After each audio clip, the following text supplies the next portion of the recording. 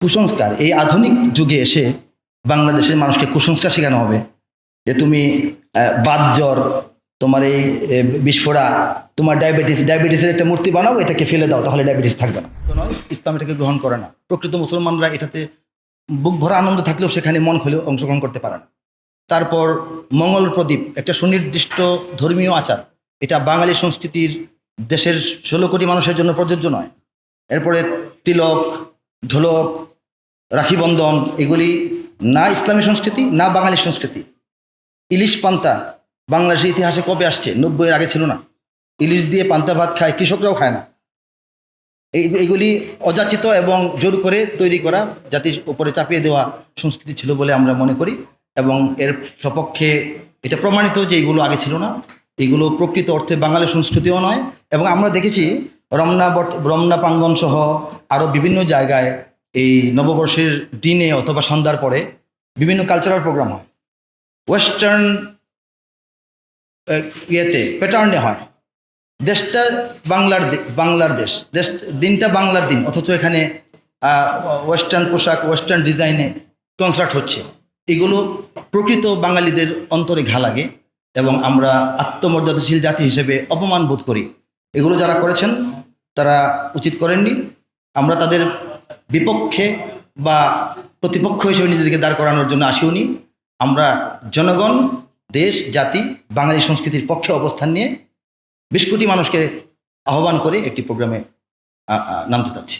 না, আমরা জানি ইতিমধ্যে ওই যে মঙ্গল শোভাযাত্রার কথা আমি উল্লেখ করিনি। আমি কিন্তু সুনির্দিষ্ট কোনো সংগঠনের কার্যক্রম, কোনো নামের কর্মসূচির আমি এখানে উল্লেখ করিনি। আমি বলেছি যে আমাদের জাতীয় সংস্কৃতির বিরুদ্ধে বিজাতীয় সংস্কৃতির আগ্রাসন চলছিল। হ্যাঁ, কুসংস্কার শব্দটা ব্যবহার করছি। আজকে এই একটা কিছুর মূর্তি বানিয়ে প্রতীক, এটাকে আমরা কোথাও নিয়ে জ্বালিয়ে দিলে, সাগরে ফেলে দিলে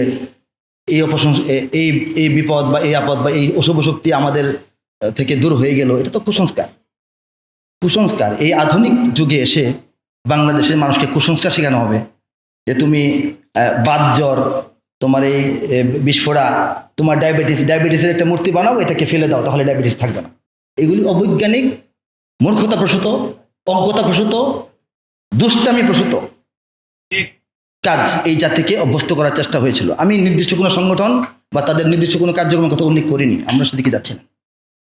এটাই কুসংস্কার, জাতিকে কুসংস্কার শেখানো হচ্ছিল, অপসংস্কৃতি উপহার দেওয়া হচ্ছিল। এবং সার্বজনীন সকল ধর্ম বর্ণের মানুষ যে আয়োজনটা করবে, এটা মুসলমানদের ঈদ নয়, এটা হিন্দুদের পূজা নয়, এটা খ্রিস্টানদের বড়দিন নয়। এটা এমন একটা উৎসব, এই দেশের সমস্ত নাগরিক জাস্ট নাগরিক হিসেবে এখানে অংশগ্রহণ করতে পারবে, করার মতো পরিবেশ রাখতে হবে। সেই জায়গাটিতে বিশেষভাবে একটা বিশেষ ধর্মীয় আচরণকে চাপিয়ে দিয়ে এটাকে প্রচার মাধ্যমে সারা বাংলাদেশে প্রচার করে সমস্ত স্কুল কলেজ থেকে বাধ্যতামূলক করার চেষ্টা হয়েছিল।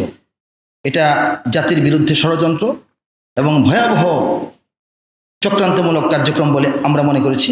আমরা এর প্রতিবাদ জানাচ্ছি। এটা আবারও হবে কি হবে না, বন্ধ করবে কারা, এটা আমাদের দায়িত্ব না। আমরা আমাদের মতো, আবারও বলছি, ধর্মীয় এই জাতির ধর্মীয় মূল্যবোধের অনুকূলে এবং প্রকৃত দেশীয় আবহে আমরা আমাদের এই উৎসবটি পালন করতে চাচ্ছি।